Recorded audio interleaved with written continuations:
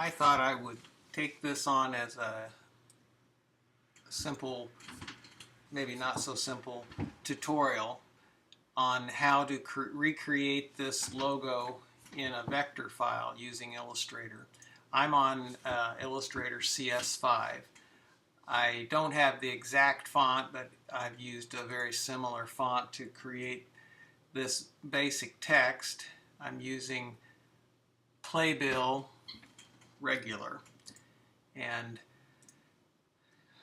I have it in two pieces. You can see in my, first of all, I've brought in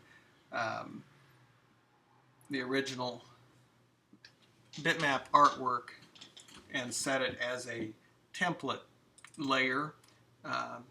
Just show you where you can set that. I just pasted it in and then double click the layer options to open options and shows template. Now, and I created a second layer to work on and roughly created my text. Now I want to, with that text selected, I'll go to Object, Envelope, Distort, Make with Mesh, and I'm going to choose a one row and two columns. And I'll show you why in a minute. And I can always change that if I choose to. You could also hit preview and it shows you how it's going to break that into multi-column and row mesh. Now I'll hit V to get my normal selection tool and drag this on top of my template. It might actually be easier if I recolored that text a different color, just for the sake of placement. So to quickly get into, right now that's in an envelope, and I can edit the content of the envelope by either Shift Command P, or it's probably changed in the later versions, under Object, Envelope, Distort, Edit Content. Now you'll see in the layer panel that the envelope is now can be opened, and I'll select the text there and choose a different color that would be contrasting, maybe red, as the text. Something a little less gaudy. There we go. And now I'll close that envelope again. I'm just going to use the keyboard shortcut Shift Command P, and I know that's changed in the later versions, so you may want to customize that yourself. Now I'm going to scale this. I can hit E to get the free transform tool, which gives me handles on each corner, and I'm just going to scale this out so the expanse is the same. It's the same width as the artwork I want, and now I'll scale it down to where the center of the artwork matches. Now I want to bring that, gotta allow for the descender on the Y. Okay, so now that's approximately right, and now to make the distortion, lots of different ways. You can manually distort the mesh until you get what you want. I find it's useful to use the shear tool. I hit the shear tool here. It's also found in the tool panel. If you don't have this open, it's somewhere behind another tool, behind the scale tool. Now, without resetting the center of distortion, I'm going to move the cursor away from the object, and I'm holding the Shift key to constrain this to a vertical distortion. So I'm getting getting in the ballpark. And now I will I'm going to hit A to get my direct select tool and drag around. Now you'll see that I'm going to change the color of this layer so that it doesn't, so the red is, right now it's red. So if I click here and choose a gaudy green, that'll work. Now you can see the bounding box a little bit better. Now I have these two corners selected. I want to again get the shear tool, and this time I'll just leave the default setting because it's going to be constrained between those 2 points. And now I can drag down and it starts distorting the text. Now I'll use the down arrow just to move it.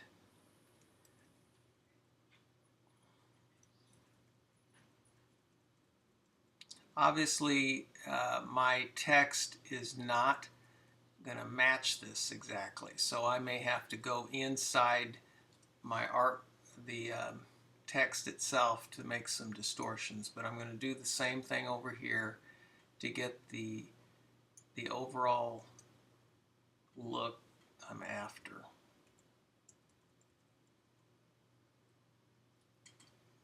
Okay. I'm going to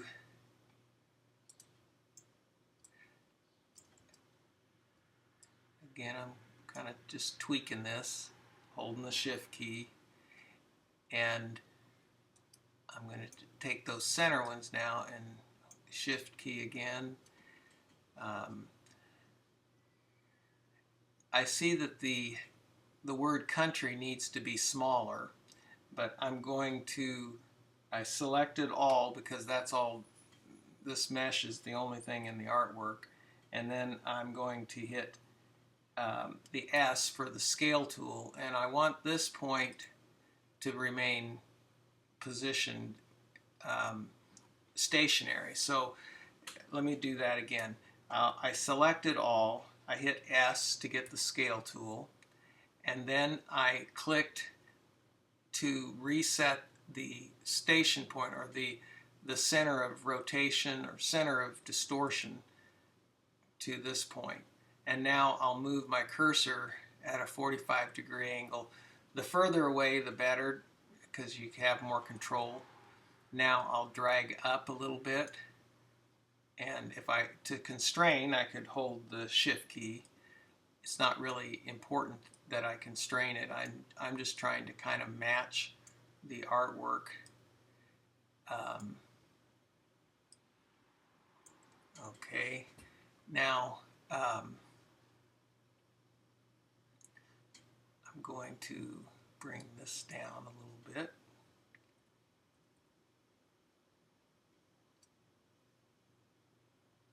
And I'm going to open up that mesh again, Shift Command P, and now I'm going to distort the word country,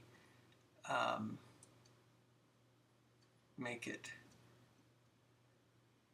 okay, and distort the word big, make it distorted up a little bit. Now we're getting closer. All we have to do is close that mesh and move it down again. I'm moving it down with the cursor, with the keyboard, and I can move it in very small increments just with the down arrow. I'm hitting Command K to open up my preferences, and you can set this keyboard increment to anything you want right here in the general preferences. It's at one point, it's a tenth of a pixel right now. If at any point I can multiply that movement by 10 by holding the shift key and then clicking. Now it's going to move it a pixel at a time. And that's getting closer. Now I'll move these two down, and again I'm going to hold the shift key and click the down arrow. So I'll move it. and I want to distort that again, so I'll get my shear tool, which right here for me, I like to have these all out readily available because I tend to forget what keys. Okay, we're getting closer. Now, again, if we go into the text to edit the actual font, this time I'm going to take and distort this. I hit the S key to distort, and I want to scale up just a little bit, and I want to distort this. Now, right now I'm seeing the effect of the mesh, but if I want to actually see the text, undistorted text, I can Command Y to work in outline or keyline mode. And then I want the top of the text to stay in the same position. So I have the shear or the scale tool selected, and I'm going to click at the top to reset the center of distortion, and then shift drag up a little bit. And then I'm going to view that in outline mode, Command Shift Y, or not Command Shift, just Y, Command Y. Okay, it still needs to come down some more. Okay, we're getting pretty close. I think that's acceptable. So that gives us the distortion of that particular text, and let's see, it's doing a little funky thing there, but you get the idea. Now you can leave this as a mesh distortion. It's still editable text, so even if you wanted to change the font for some reason, in fact, I'm going to get particular here, and oops, I just want to get just the, I'm hitting A to get my direct select tool, and then I'm going to hit S for scale, and I'm not going to bother to go back to keyline mode. I'm just going to kind of figure it here. Okay. All right. Now, to fine-tune this at any time, you can go ahead and move the actual direction lines associated with the mesh. I just, on something that is skewed like this, I prefer to work with both points at the same time, and then use the shear tool so that they remain related, although it's a personal thing. Okay, now I see that this is coming down quite a bit right there. Personally, I feel like that's kind of I'm going to hide this just for a second. That seems a little strange to me, so I'm going to take the liberty of changing this to this new font. I think it maintains the same general appearance. Okay, now, so I'm going to say that's good, although I'll go ahead and change the color of the text. So I'll come in here, and the text is selected. I can pick up that orange from the template if I hit I for the eyedropper, and now I'm going to hold shift to pick up the color from the template, and it uses that color. It actually picks up the actual color, not the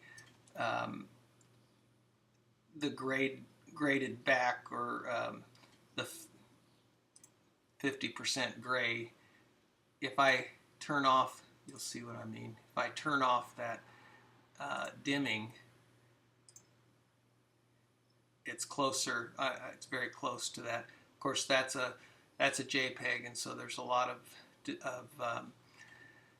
distortion or artifacts in there. So it's kind of a potluck which orange you're going to pick. You can tweak that. Turn that back on. Now I just need to take that same color. I'm going to go ahead and make it a spot color so that I could swap that out quickly. And right now it's just an RGB color. If I want to turn it into a spot color, what I'm doing on the Mac is holding Shift Command and then drag that color swatch down into the swatch panel, and that automatically makes it a global process color. Depending on if you hold just the Option key, I believe you get a spot color, but it makes no difference in this case. Okay, so now I'm going to make sure I'm on the right layer and pull out a rectangle for this, and we'll distort it into place. Let's work in keyline mode, and lots of ways to distort it. I just hit the E key for the free transform, and then clicking on the center handle, if I hold the Command key and the Shift key, the Command will allow me to move that side all at once, and the Shift key will constrain it so it doesn't move up and down. Got that, and oops, I hit Command T, I didn't mean to do that. Back to outline mode. Now say we want to get that black border, heavy border on this mesh. First I want to close that mesh so that I'm handling it as a unit, and go to get the black border. I would find my appearance appearance panel wherever it is. Do you see it? There it is. And create a new, it can be a stroke or a fill. It's actually a little cleaner if you make it a fill, and we'll set that behind the content, and then with it selected I'm going to go up to expand an effect to path, offset path, and I'm just going to guess what the number might be. We can hit preview and see what the default it's probably 20, might be about right, but it's too big, so let's go to 15. Okay. It does some funky things right in there, but we can tweak that in a little bit.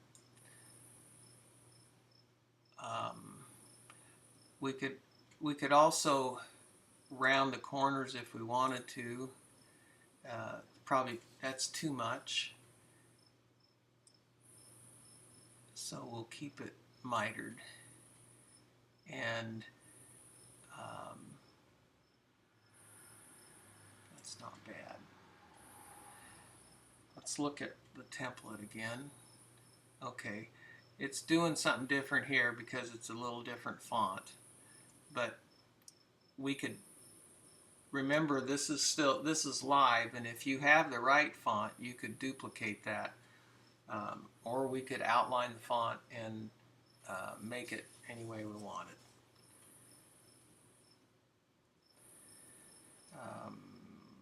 Command Y to switch back. Okay, let's do that for fun. We're gonna change that Y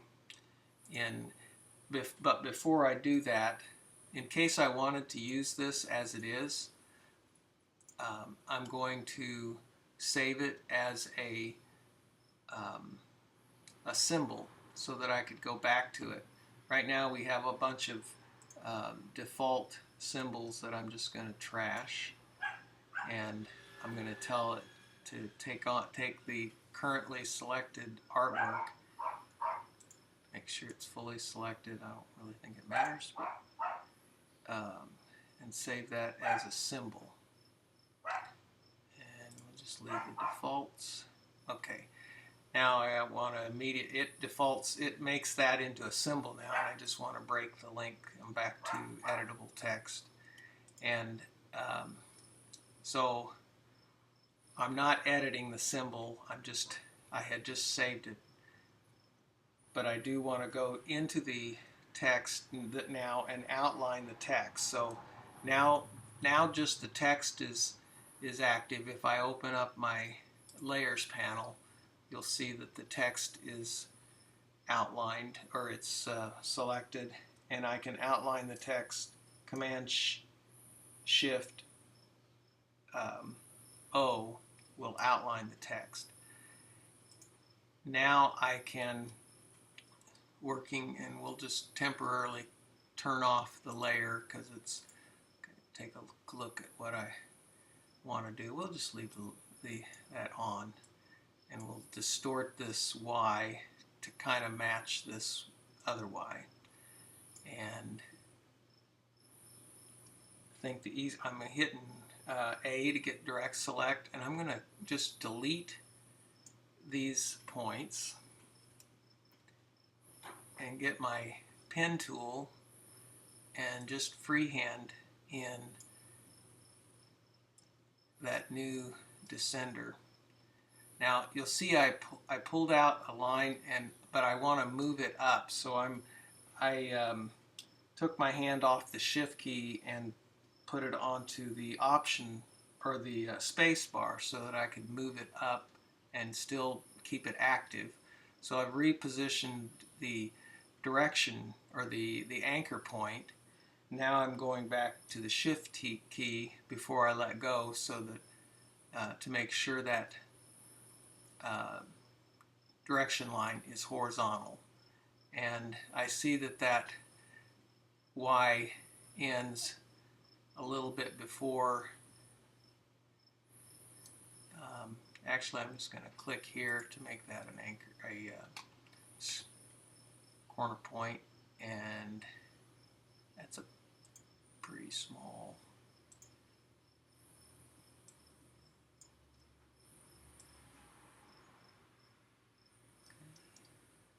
Now this is a bug in CS5 that has been fixed in the later versions, but you can't use when you're closing a path in CS5, 6, or 7, 17 version.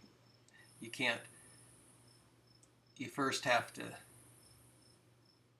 close the path, let up, and then move the anchor point. You can't move it by holding the space bar down. Okay, let's see if that looks a little better now. We'll hit Command Y. Yeah, that's more in keeping with the design, original design, and I'm going to select that envelope and close it again. And remember, we set an appearance on that envelope, and I want to reduce that offset a little bit. It's still a little bit too much. Let's try 13. We're not matching exactly. We could trace this and just match it exactly, but I think it's this is maybe more useful to see how to go about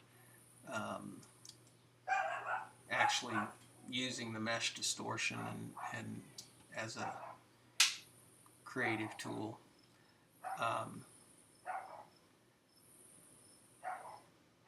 I'm going to change this some more by adding another couple of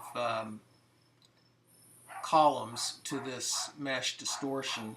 And the way I do that, if I hit U, I get the,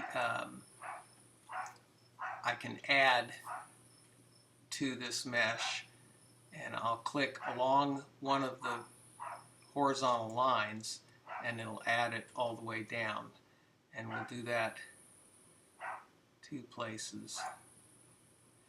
And then I can move, I'm going to lock this. Actually, I'm just going to hide it, Command 3. And again, making sure I just have those 2, and I'm going to move them up with the keyboard.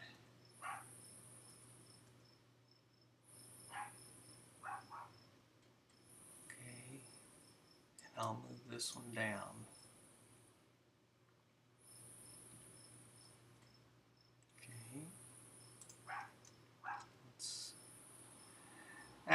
That's going straight across, and I realized that this artwork is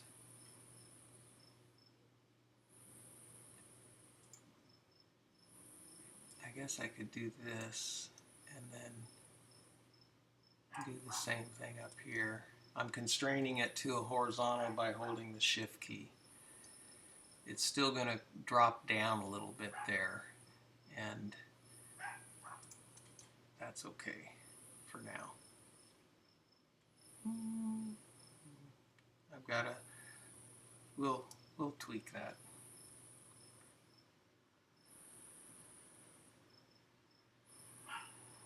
Okay.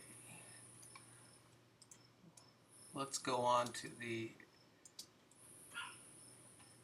numbers, and I don't know what font that is, so we're just going to use a font here. It's not Playbill, that's for sure. I'm going to make it flush right, and it's sans serif of some kind. I can see my preview fonts by going to my text. Where is it? It's right down here. And probably should have looked at this before. It's for the demo, I'll just make it a won't spend a whole lot of time trying to find just the right font, just because I don't want to waste your time. Okay, so we'll scale this up. Actually, I just soon use the scale tool. That way, I'm old school. That's what I learned on. I learned to scale with the scale tool. All kinds of ways now to do it, but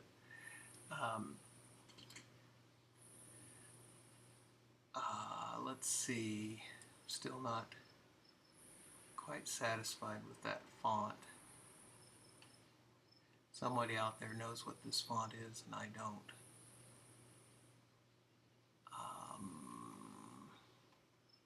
Probably don't have it installed.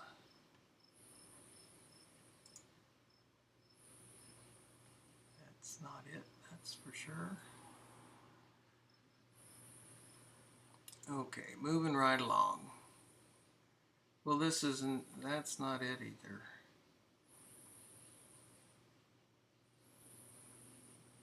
Oh well. Okay, we'll pretend that's it. And we'll hit S and kind of distort it. And you might have, this is where I'm just going to distort it into an angle, and then we'll pull this down for the FM, and we'll just use the same font. Okay, it is a little bit smaller. S to scale, pull it, and obviously when I stretch it more, it's changing the angle, so I need to adjust that.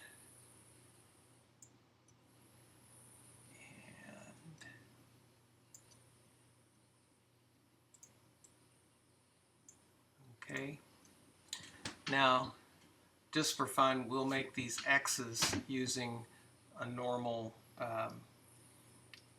box or rectangle tool, and I'll create the right height and width, and then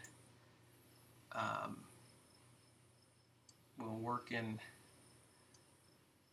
art mode, and we'll again get the distortion. Now, no, actually I'm going to get the free transform and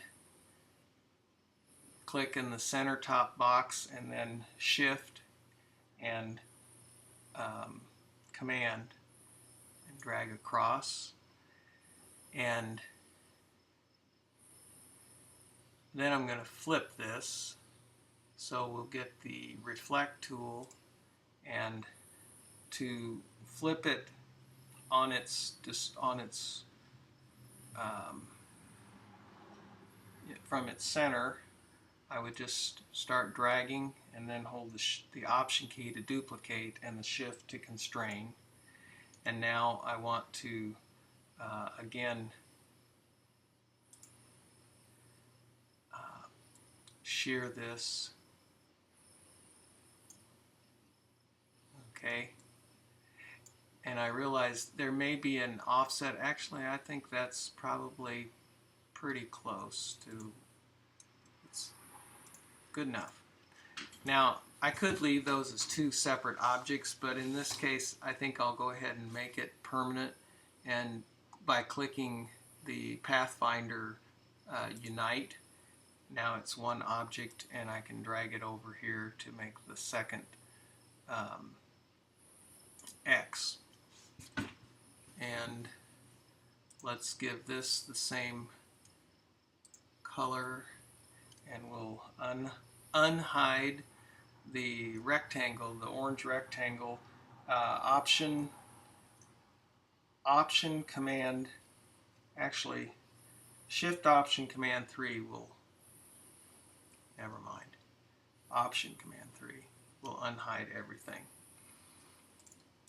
And I'll send that to back. I'm holding the key command for send to back. I can either come up here and drag it in the layers panel, or I can hold type command shift back bracket, and it'll send it to back. Okay, so we've got I'm going to group those, command G to group, and then send those to back, so they'll be sitting behind this. And I notice there's a slight difference in the black between these and the outline. I don't know if you can see that, but probably not the best thing. Right now it's 0 all the way around, and let's check this to see what, see, it's not 0, so I need to make it 0. Now that's better. Okay, we can go ahead, and we have some choices. We could take all of this and turn it into lines, which would be fine, or we can keep it live for now, which I think I'll do. This outline is a combination of all of these pieces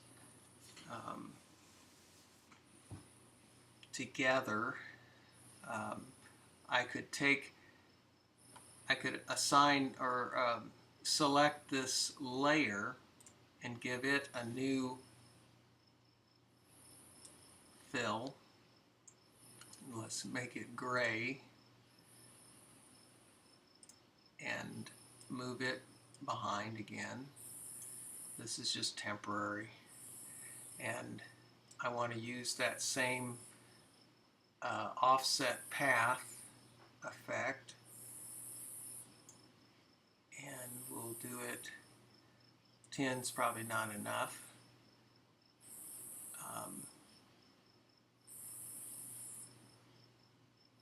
You know, what we did here, we'll cancel that. I need to make sure that I have only this fill active, is selected, and then I will assign the effect.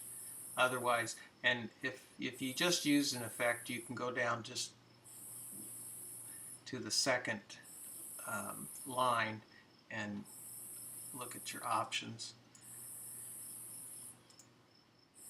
Okay, that gets us in the ballpark, and this time we would round this, and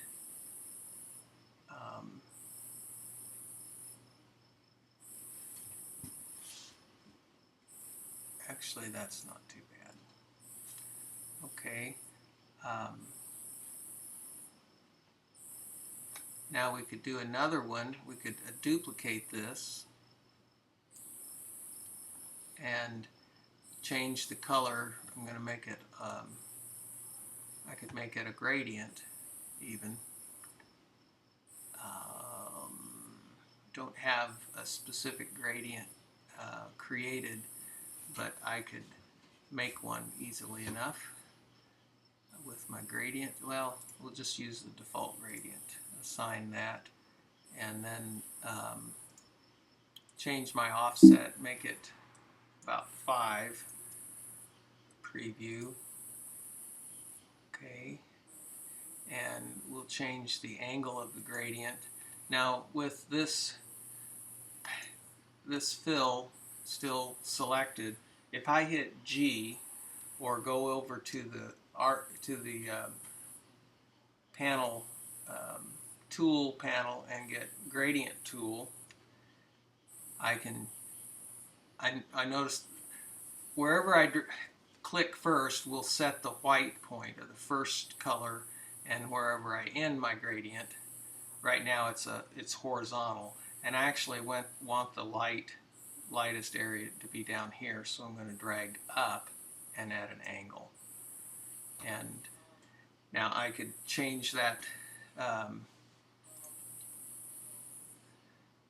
to, I'm not going to, this isn't 3D, I'm just going to do a reasonable impersonation of 3D, and I'm going to set another gray level there, and I don't think I want black, maybe I do, but I don't want it necessarily be the, oops, drag that out. And if I wanted to duplicate a color along a gradient, I can hold the Option key and drag to duplicate that particular swatch, and we'll create a nice illusion of reflection. And I'm going to make that a little less than black, because I want that real black area to show. You can refine this as much as you want, and we can do some other tweaks. Sometimes it gets a little hard to distort or to edit a gradient when you get a lot of points, so it may be easier to pull the gradient panel out and then expand it. Or you can also adjust your gradient swatches right on the gradient bar. And again, being old school, I forget that, but it's there. You can even double click it to pick a color. And I think if you Option click, there's some way to get different. But anyway, Okay, so we're getting there, and we can do the same thing for the outside. Actually, let's contract this gradient panel and put it back where it belongs. And I'm going to make sure again that I have my layer effect highlighted, and that I choose the correct fill. I want to actually change that to a gradient as well, and I'm going to start out make it the same gradient. That doesn't look too bad really. I think I want to pull out the white and or the black, and maybe make this white a percentage of gray. It's easier just to drag it out and then reset that gray.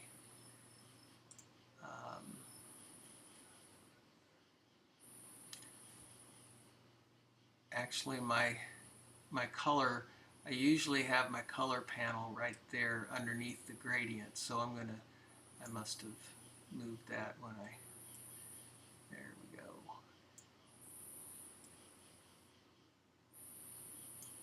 Okay.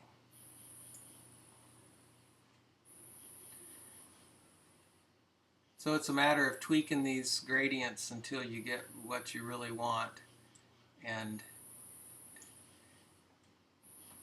then tweaking it a little more. If you're that detailed. Oops. Added one accidentally. Okay. Highlight that and drag over.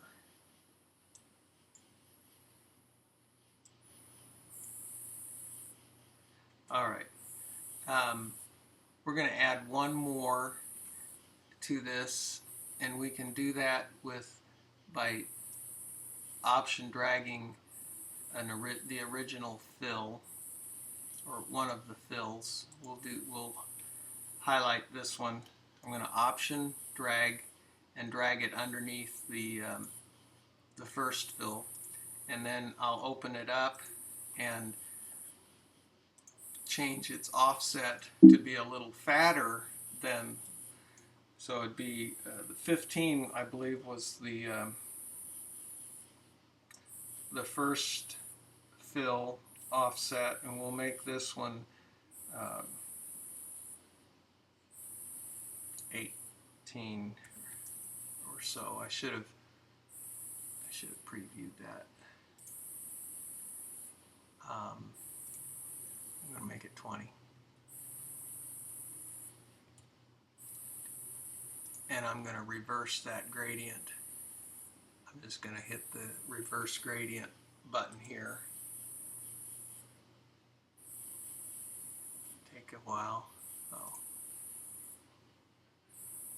Reverse gradient. There we go. Okay. Now you can see, you may want to tweak these things and to get just exactly the look you want. And even then, you might want to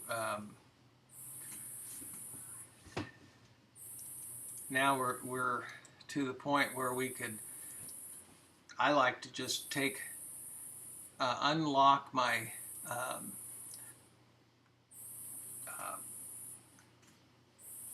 layer, the template layer, and I'm going to click here and duplicate that template artwork over to the side.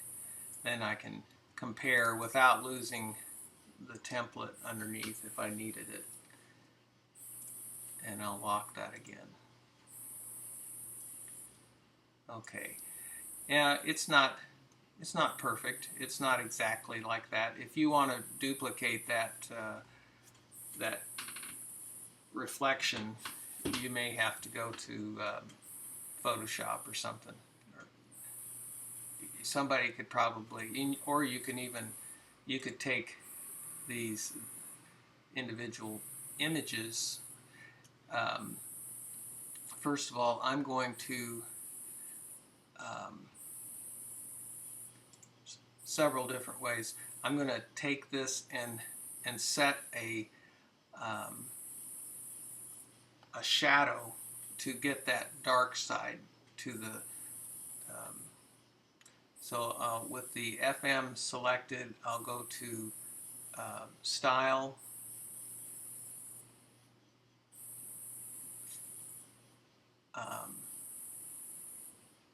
Drop Shadow, and unfortunately you can't just drag it around like you can in Photoshop, but I know that this wants to be a negative number, and we'll preview. Okay.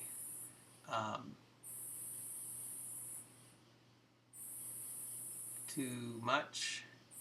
I want this to be, I don't know what my settings are. Usually the blur is going to be about the same as the offset to work the best. That's getting there.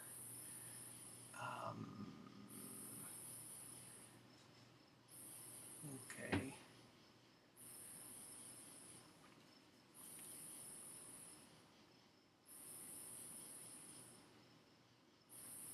It looks more like a drop shadow, doesn't it? So that's not exactly what we want, but there are other ways to skin a cat, as they say. I'm just going to go to 1 pixel offset, and for now leave that. Not quite the look I'm after.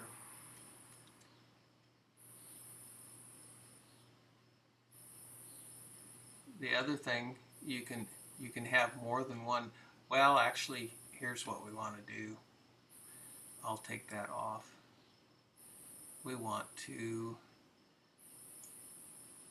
select just this object and assign, do basically the same thing we did to the background, except assign a particular gradient to that.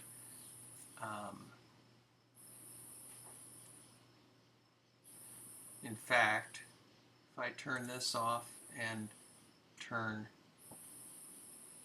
this fill off for the moment, and now actually I'm going to, yeah, that's fine. We'll assign a new outline to this. I want to have it open up the preferences for this outline, so I'm holding the Option key, and it should. That's not what I wanted. Sorry. Okay. Selecting the FM, Effect,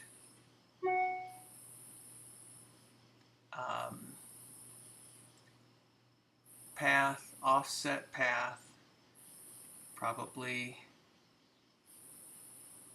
5 pixels or so. I don't believe okay. Okay. 10. Okay. Now see this? I needed to turn off, when I undid, I had that come back on. Okay.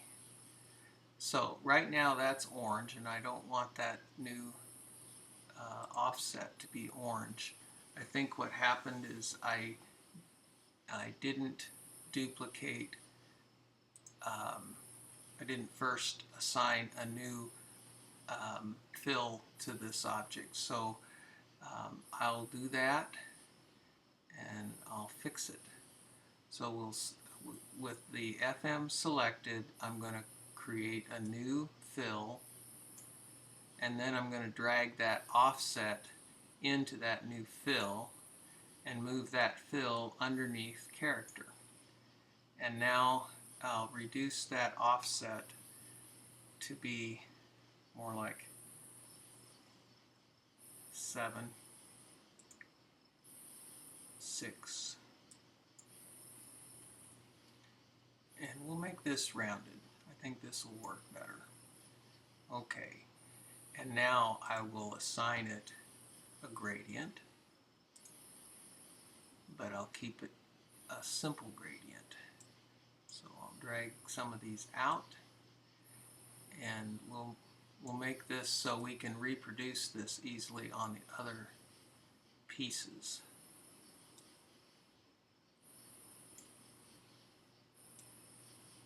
Okay.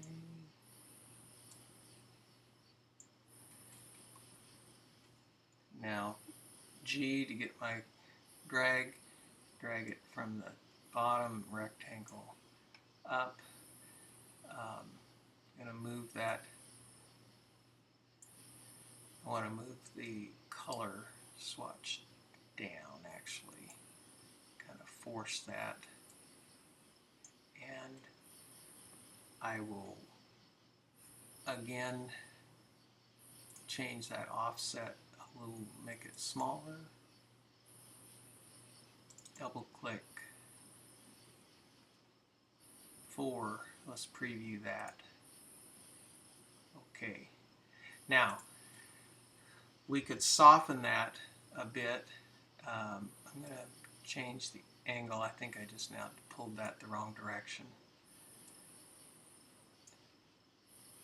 Okay. Bring that down. I could make that soft by, with that object, that fill selected, I'm going to actually blur that using a Gaussian blur. And 2 pixels may be enough because I'm working in, actually 1 pixel would be enough. If I was doing this for print, I would go to Document, Raster, and set that up to probably at least 150 to even 300, but I'm going to leave it at screen resolution and set that blur to 1 pixel. Now I can, with that appearance, I could save as a style and reuse it as a starting point. So I'm going to drag this over to the graphic styles panel, and I could give it a name if I wanted to. Now I'm going to select this group, and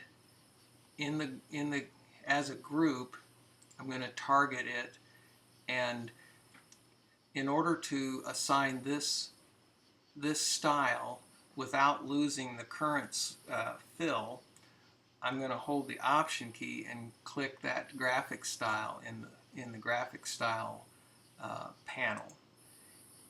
What that will do is just add that style to the current appearance that the object has already been assigned to, and then I can tweak it if I want to.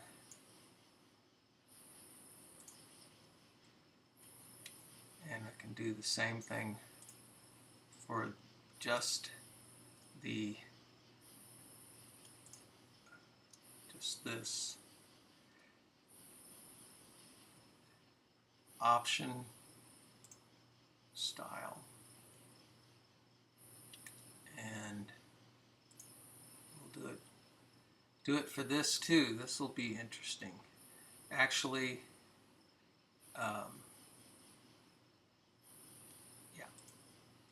it already has a style. It already has this offset path, but let's see what happens if we choose Option and click graphic style. In this case, it moved it. It didn't do what we expected, and that's because it actually did what we asked. It added it, but we need to extend its offset so that it actually shows up behind that black offset path. So the offset needs to be increased to probably at least 8. May take a few seconds. No, let's not 112, maybe 12. Now, I'm going to turn off rounded corner in this case and make that 15. I'm hitting tab to activate that. That doesn't look too bad. We just need to relayer it a little bit. Okay, so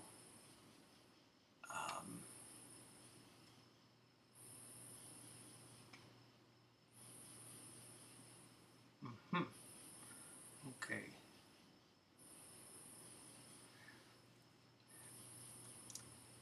Actually, I see that this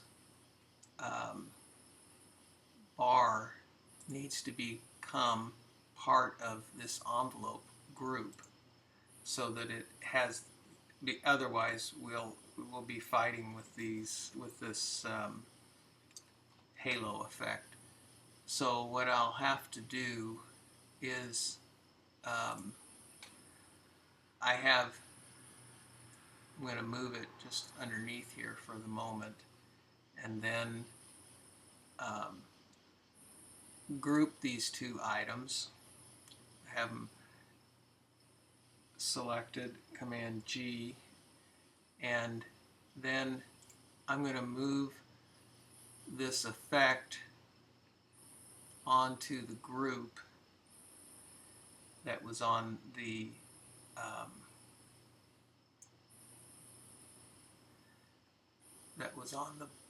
orange shape, and I can take, I'm targeting the envelope effect, and I'm going to take that bottom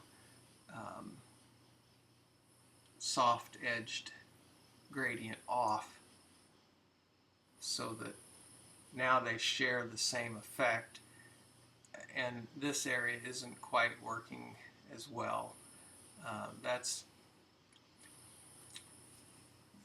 It's not a perfect world.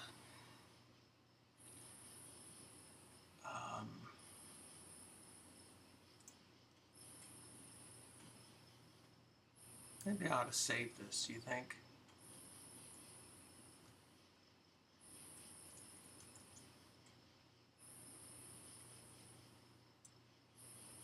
I'll just save it to the desktop. Desktop, where are you?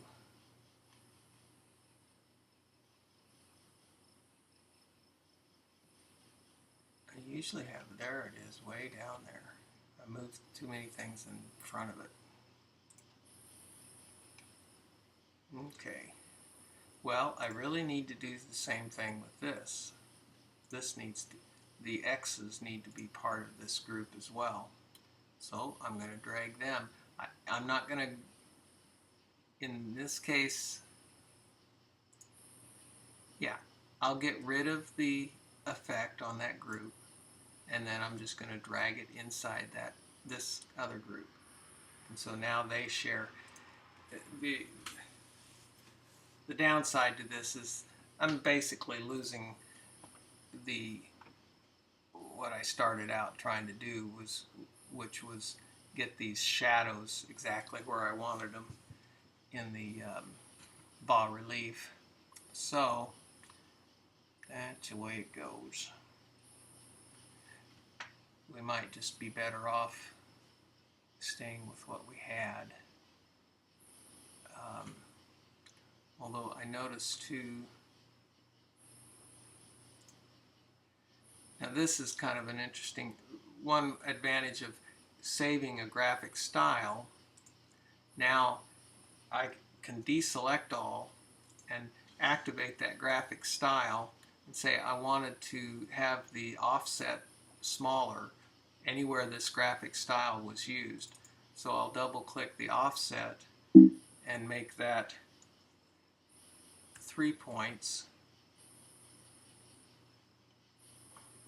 Now, chances are this won't make any difference because I think I already edited that, and once you edit it, it no longer is tied to the graphic style. But say if it was, then I would update the graphic style, and any place that that graphic style was used, you see it was used on the FM, it changes that. So say if I target this group, I'm going to pull this one off and just reassign that graphic style holding Option and click. And so then I get that. There are some other things that I could do to strengthen this, but we're getting there. I could take that, target the fill, and do a little bit of, go ahead and keep that and pull.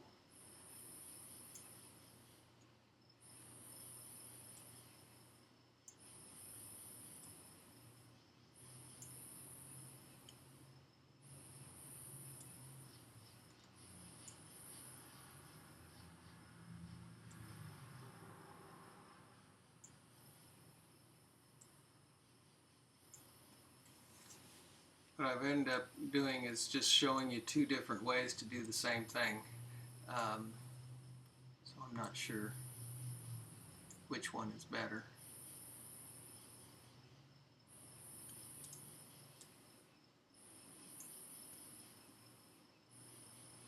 Okay.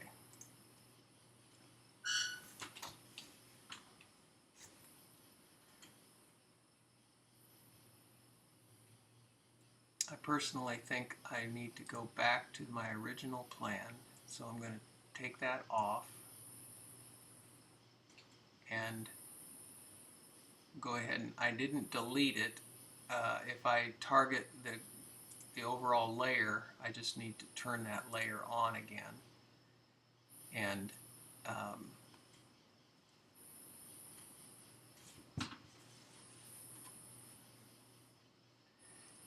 then soften that by setting a Gaussian blur to that layer, to that fill, and I believe I can just apply it because it's a one, I'm pretty sure it's set to 1 pixel. We better make sure though that we're targeting that layer first and then the individual fill that we want to blur.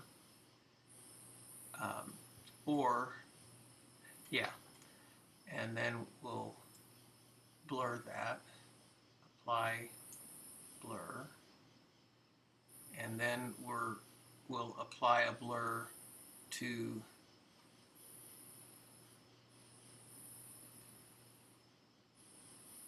the middle layer.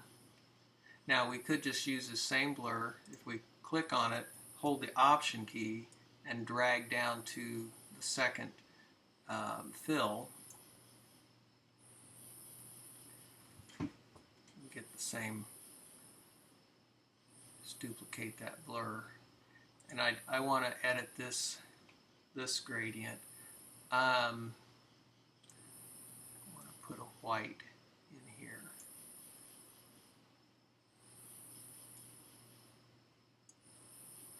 I've lost my angle. I want to reassign this angle to start, in this case, I think at the top and go to the bottom. Or maybe the other way.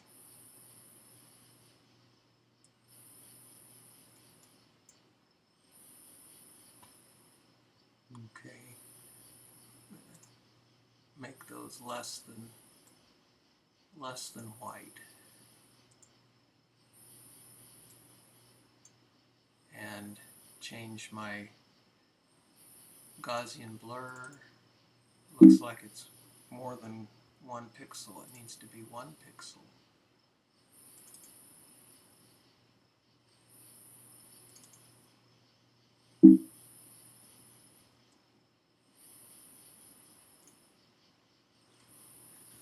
Okay, that is roughly how I would approach this.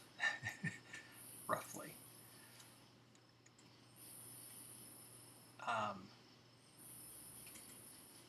I know that this object had an extra fill that I'll just take off for the time being.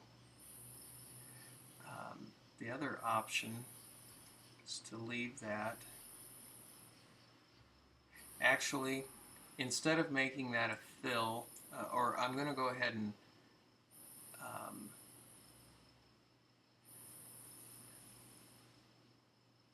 let's see here. That FM has, we have a gradient. I'm going to delete that. No, I'm not going to. I'm going to make it a solid black. So we'll just make it a solid black instead of, and then I'm going to reduce its offset to, actually delete the offset altogether. And instead of making it an offset, I'm going to make it a, I'm just going to move it. So I'm going to go to Effect, Distort, Transform,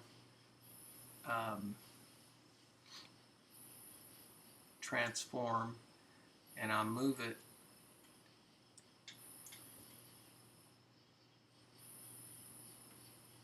-1 pixel and -1 pixel. We'll see if that's right. I never get this right. I got it right, except it needs to be 2 pixels.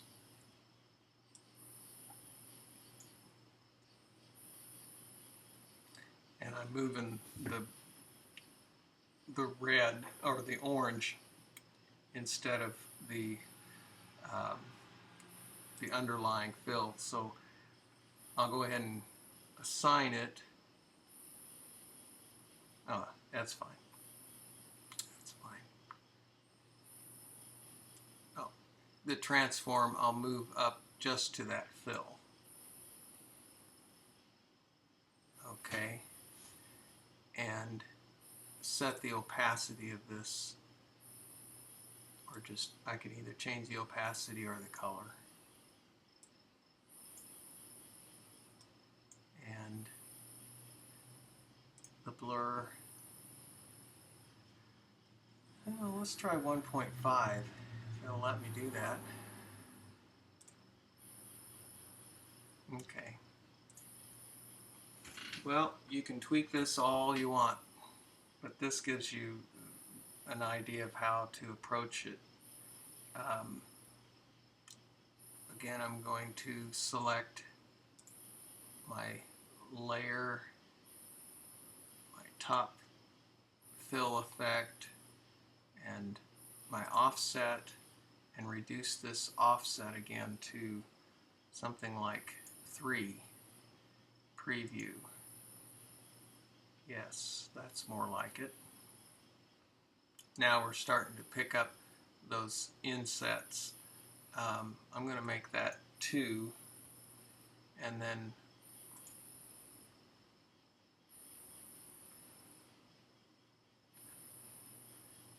tweak the color.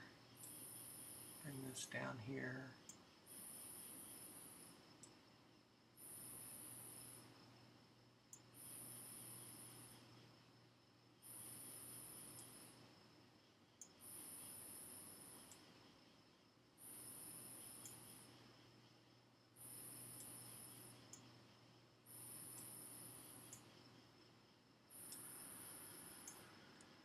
Problem is with this I'm not I'm fighting it because what looks good in one part doesn't look good in the other. So that's because it's not 3D.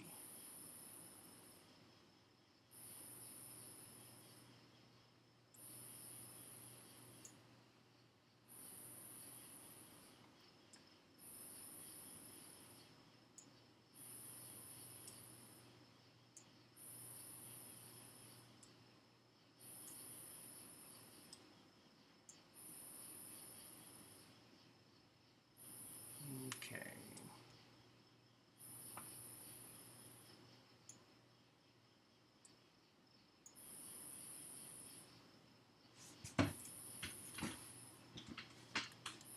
I'm going to do the same thing to this, just target just this, and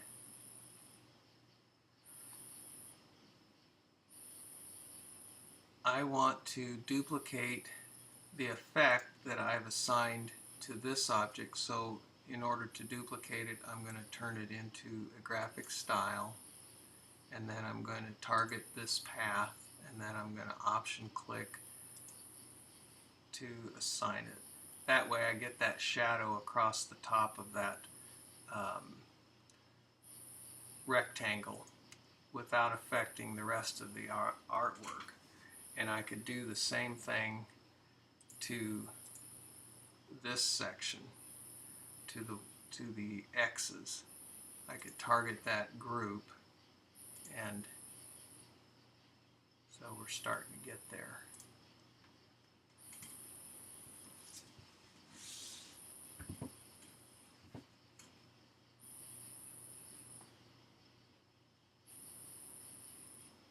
Again, it's all a matter of targeting the effect at the right level of your artwork in the layers panel, and then targeting the actual fill or stroke attribute within the appearance panel. And so in this case, I'm still tweaking this top highlight reflection, and now that I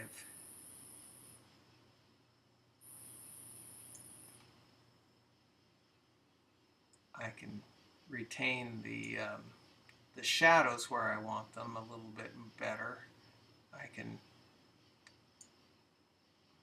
play with this effect and get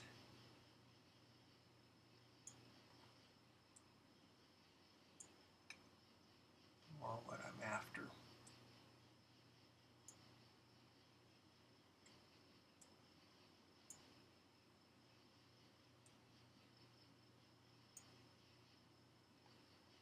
Okay.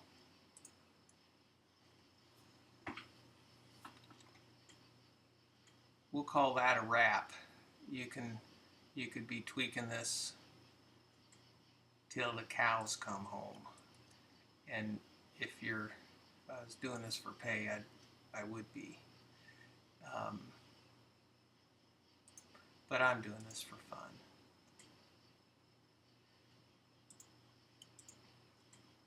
Have fun.